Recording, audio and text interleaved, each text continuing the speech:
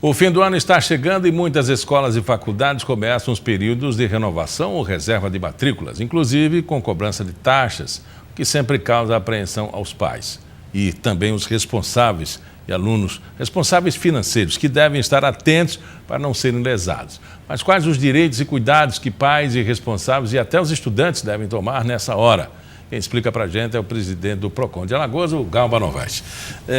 Um período de muita tensão, principalmente para quem quer uma solução de continuidade à sua formação. Às vezes, a administração da faculdade ou da escola sempre coloca um item ali e acolá que não condiz com o direito do consumidor. Né? Verdade, Miguel. E nós temos que estar muito atentos, né? Todas as obrigações hoje elas são muito pesadas para os pais, os responsáveis por sustentar as suas casas, as suas famílias, e logicamente qualquer reajuste que vem, ele vem a trazer um certo desequilíbrio, né, nesse orçamento financeiro familiar. Então é muito importante que os pais eles estejam atentos. Nós inclusive estamos fornecendo essa informação através do nosso site, né, o reajuste que nós estamos esperando aí dentro de uma realidade que acompanha a inflação entre 5% e 7%. Né? Acima disso, o pai deve ficar muito atento sobre todas essas informações, inclusive tendo esse direito. O pai ou o responsável ele tem o direito, né, de ter acesso a essa informação através da tabela que pode compor esse preço final que vem a trazer as mensalidades do ano seguinte para os seus filhos. Então é importante que ele fique muito atento a todas essas informações e qualquer resistência na informação, né, no fornecimento desse dado, ele deve procurar o nosso PROCON para que nós possamos auxiliá-lo. A planilha pode ser diferenciada de escola para escola, depende do tamanho dela e o que ela oferece, né? Então não é nada assim tabelado também. Né? Perfeito. A legislação, ela inclusive, ela faculta o direito às entidades a cometer o preço que ela acha que deve. Né? Mas logicamente todas as situações em que venha a trazer um aumento acima desse esperado, entre 5% e 7%, que é a inflação esperada para o ano seguinte, o ano de 2019, nós temos que estar muito atentos, porque pode acontecer alguma abusividade nessa situação. Então, como as escolas, essas instituições ou as faculdades, elas não podem fazer aumento durante o ano letivo, elas têm que fazer essa programação de agora, pode acontecer de ter um excessozinho ou outro, então é importante que o pai fique atento nessas informações, inclusive buscando a informação dessa tabela que compõe o preço que vai ser exercido no ano seguinte, no ano de 2019. O que pode ser interpretado como excesso? Um item na planilha, ou aumento, ou os dois juntos? Os dois juntos, né? Qualquer informação em que ele possa gerar alguma dúvida, alguma situação, se realmente aquilo deve compor o preço individual e deve ser repassado para o aluno, é muito importante que ele esteja atento. E, logicamente, tudo aquilo que vier a sobrepor esse preço de 7%, esse aumento, esse percentual de 7%, que é o previsto para a inflação do ano seguinte, o pai também deve estar muito atento. Então, todas as situações em que ele tiver dificuldade, ou que ele não se sentir confortável, confiante para fazer esse cálculo, ele sabe também que pode contar com o auxílio do nosso PROCON, né? Indo até uma central já, indo na nossa sede ou através dos nossos números, né? O nosso 151, o nosso WhatsApp, que também hoje está sendo muito utilizado, que é o 98889-6619. Então, todas as situações em que ele tiver dificuldade, ele pode nos procurar. E tem também o nosso meio digital um pouco mais confortável, que é o nosso site. Então, procon.al.gov.br, lá tem um canal direto com todas as nossas informações que pode também ser muito utilizado pelo consumidor. Além de taxa ou preço ou sobretaxa, nós temos, geralmente no final do ano, no ato da matrícula, a distribuição do material escolar, geralmente aos menores, até ensino médio. Né? Algumas escolas adotam isso. Pacotes nós não temos livro, temos módulos, né? Que é vendido na própria escola. Enfim, o que pode ser considerado abusivo, a escola precisa fazer essa relação antes e no ato da matrícula já apresentar? Verdade. Todas as informações elas devem estar muito claras para esse consumidor ou para esse responsável. Então, a situação em que a escola adote essa modalidade de módulos, que é permitida, inclusive nós já tivemos alguns encontros no nosso PROCON para poder mediar essa informação, que existia muita dúvida, né, entre o pai e a instituição, e foi verificado que a instituição ela tinha aquele direito, porque passava a ser uma franquia e a franquia adotava aquela metodologia. Mas todas as situações em que ele identificar que está sendo colocado repassado a ele esse custo de materiais que são de uso coletivo, de uso da instituição, ele deve sim, né, ter esse cuidado, esse carinho um pouco mais especial, esse olhar um pouco mais sensível, porque ele não pode ser cobrado nessa situação, apenas para aqueles materiais de uso individual do seu filho, do aluno. Então, é muito importante também que ele esteja muito atento a toda essa lista, que também a gente sabe que é repassada, né, para a compra desse material, para que ele também não seja penalizado e seja induzido a comprar um material que não é responsabilidade dele. A gente sabe que o brasileiro às vezes reclama com excesso, né? Não acompanha a vida do seu filho na escola e depois diz, não, eu comprei cartolina, eu comprei isso, eu comprei aquilo, eu nunca vi meu menino usar. Ficar atento também, acompanhar o aluno, porque tem atividades na própria escola que usou o material que não retorna para casa. Verdade, né? Verdade. E é importante que o pai também tenha esse acompanhamento, né? Durante o ano existem encontros anuais, existem momentos em que vai se ter aquele contato um pouco mais forte, um pouco mais identificado com o professor dentro da instituição e ele poder estar verificando. Ele mesmo vai ser o principal fiscal para ver se aquele dinheiro que ele está empregando, que ele está investindo na educação do seu filho, está sendo bem utilizado. Então é importante também que ele esteja atento a essa situação e, caso ele não consiga, né, ter algum tipo de informação nesse sentido ou não se sinta confortável, mais uma vez, é sempre bom a gente reforçar. Conta com auxílio, com reforço do nosso PROCON nessa luta. Os pais de primeira viagem, essa pergunta é para vocês, tá? Porque os de segunda viagem, já tem filho na escola, já entende essa linguagem. Mas o que é para o pai noviço, os pais que estão colocando o menino na escola, o que é o material individual e o que é o coletivo, o que está dentro dos parâmetros que pode ser exigido? Tudo aquilo que for utilizado única e exclusivamente pelo seu filho.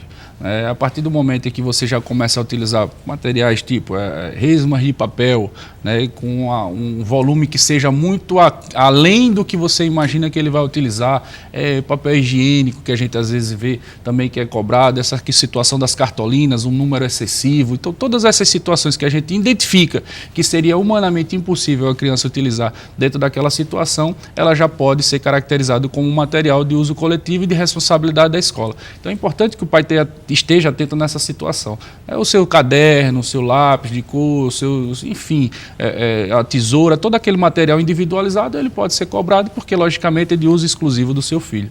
Mas qualquer situação em que ele identifique, ou que ele, por acaso, vislumbre a possibilidade de ser um material que está sendo cobrado de forma excessiva, de forma abusiva, ele pode também fazer essa denúncia ao nosso PROCON. Aconteceu uma coisa aqui em Maceió, de uma escola cobrar, inclusive, ração animal, né? Ração para cachorro. Isso aí, mas graças a Deus foi derrubado, né? Mas a grosso modo, se você identificar uma coisa parecida com essa, não pode.